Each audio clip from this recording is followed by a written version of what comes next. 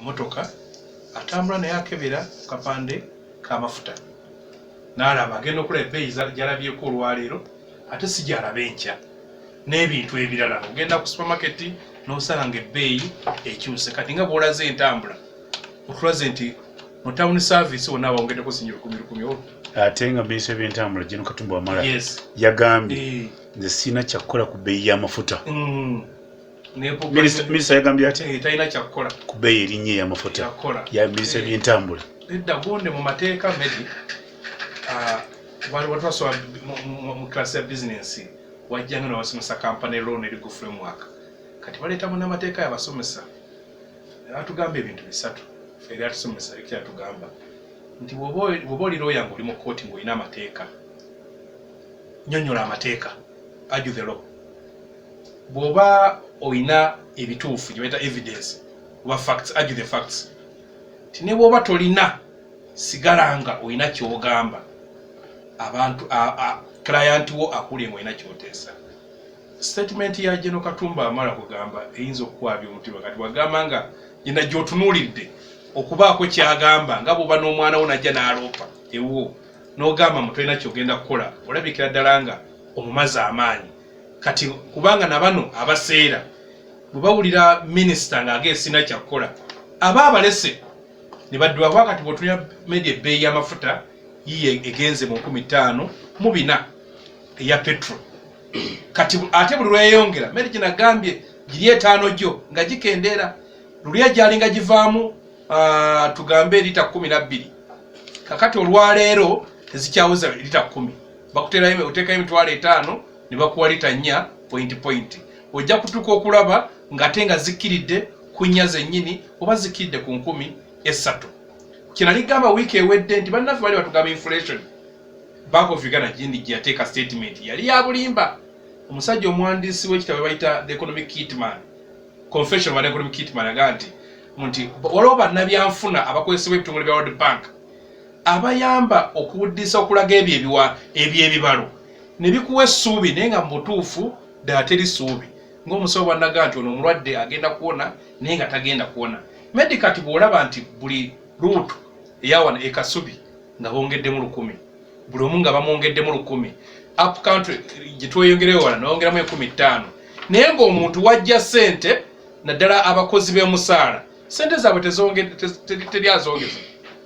era ojja kusanga teri kampani oyinza okwesanga ebitundu nga 5 ku buli 100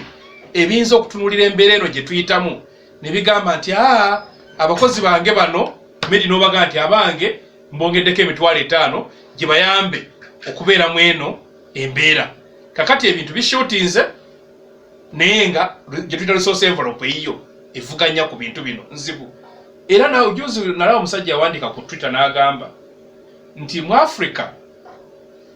nti ayitiga mu Luzungu, in Africa will prevent officials from experiencing the very problems we elect them to solve. Nti mu Africa tulemesa abakulembeze okuwulira ebyo ebizo bye twagala basalira amagezi nti amafuta tubawa kaadi y'amafuta kati n'aba nga ebbeeyi ne bwerinnya yaba alina kaadi bwe luba ku nguudo ne tubawa liidika jaamu n'atamuwulira nga singa yamuwulidde yalege tugaziye enguudo bw'abuba bulwadde n'omuwa health insurance nti bw'ayagala n'agenda n'ajjanjabwa kakati ne batawulira mbeera eyo gye tuyitamu kati medene embeera gye tuyitamu naddala okuva biseera ya covid gyojjukira nti ebbeeyi y'amafuta yali mu 3,500 etuuse mu 5,000 kati bannaffe tebagiwulira oyogedde ku bbeeyi kakati entambula ogimanyi medi entambula ye driver ya buli kintu era kati teweebuuza medi bwe boogera ku bbeeyi eyo kigenda kubeera mu katale ng'ogenza okutunula ku ttooke era tonyigira mukazi atunda matooke togenda kwebuuza omuntu akuguza mwogo akuguza buli kimu ajja kugamba mbu entambula erinnye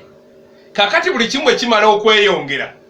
jjukira mu twali tulwanagana n'abasomesa ate kati osaasira abantu ku transport medi ojjukira mu covid bwe bagamba nti batule abantu 2 abantu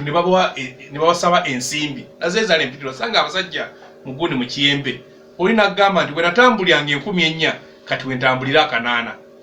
kakati ate amafuta kati badde nga amugambye batadde eggwanga bamuge Obusente zisse kati ate bazzemu kati balumba kanaana ojja genda okwesanga abantu abogambye wakasanvu nga tugendera mu 12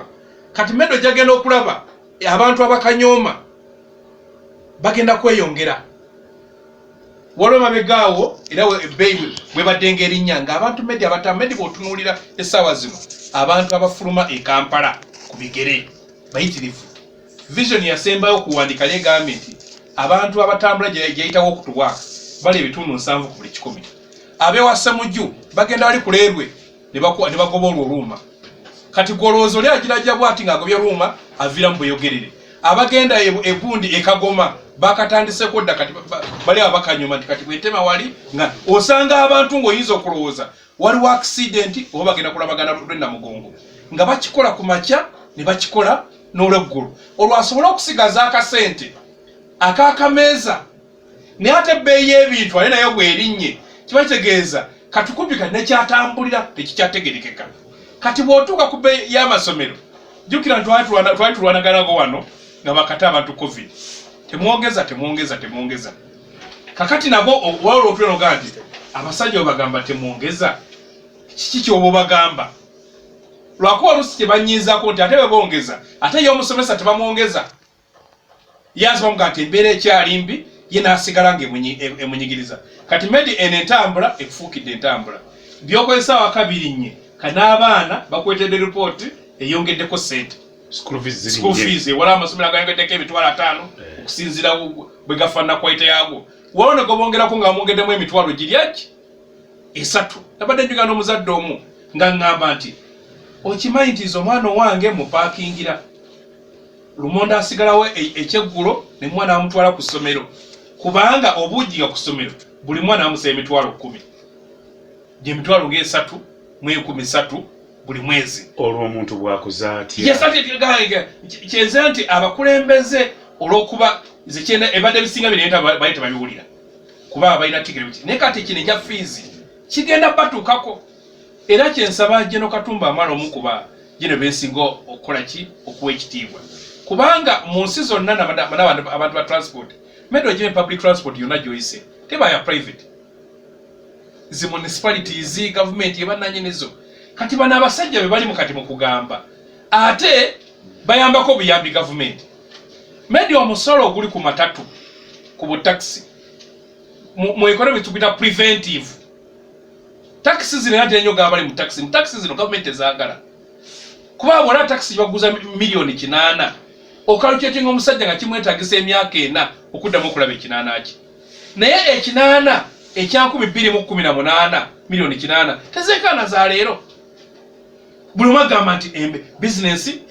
ebakaluubiridde kakati n'abatambuliramu naye embeera ebakaluubiridde looza government on a serious note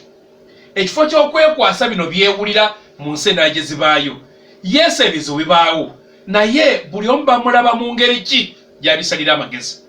ffenna embeera zotubeera enzibu naye gweki in the interim kiki ky'oli mu kukola kitwabagamba nti olwaleero kakati bw'otunya budget gye bali mu kuteekateeka mu palamenti ogirabanga bagamba amafuta bagenda gassaako gongeza omusolo olaba n'ebirala olaba baproducers abaproducinga bino ebintu bagamba nti gundi withhold tax buli kimu bakyongeddeko omusolo kakati nga batugamba Ukraine biki ate olaba naffe eno police zaffe mbi tulina okuddamu ne tuddamu okutunuulira emisolo gino tulebe bwe tugisala oyinza oga tugisaleko omwaka gumu abantu basobole okuddemu naye nga Medi nga bw'olaba emirimu egyagitandikiddwa mu covid simanyi gya kutunda sanitizer gyonna obadde ojja kati gigudde kati abantu bakyagezaako okubaza ate embeera ebakoze eki ebakayidde naye nga bwe tulina muganda wange Ssamula nkakasa ajja genda batugambyeko abagenda kubuulire abantu mugenda kubaabya olaba Ssemala ndeese ensonga 2 rediyo eri ku bantu ebyentambula ebirinnye ebbeeyi kutandika n'ekijja amasomero gayongezza ekisale buli omu nga akuwa ensonga lwaki bakikoze kiri kitiibwa nzijukira nga mukulu Medi nakugamba nti